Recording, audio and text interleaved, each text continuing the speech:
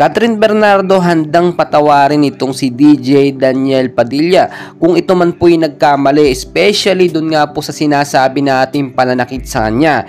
And before tayo magpatuloy mga kaibigan, please huwag mo namang kalimutan mag-like and subscribe and always hit the notification bell for more Celebrity Pinas update. Well, alam naman natin na mapagpatawad itong si Catherine Bernardo, lalo na po sa kanyang mga mahal sa buhay.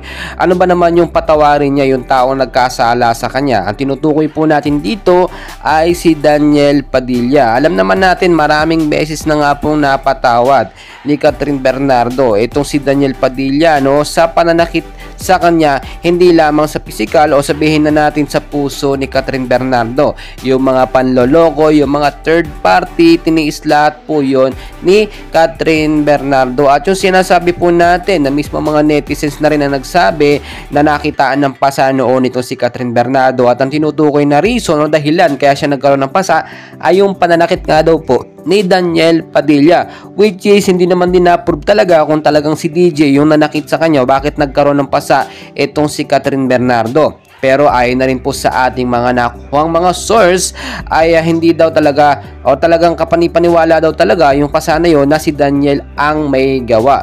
Well mga idol, kung titignan naman talaga natin, no, normal lang naman din minsan sa magkasintahan or sa long time relationship yung magkainitan or magkagalit.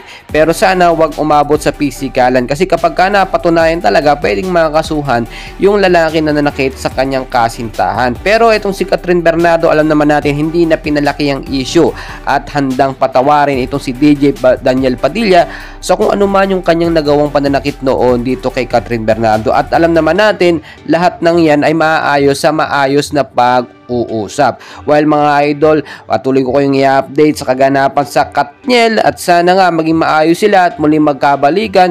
Wala namang imposible. And please don't forget to like and subscribe. Maraming salamat.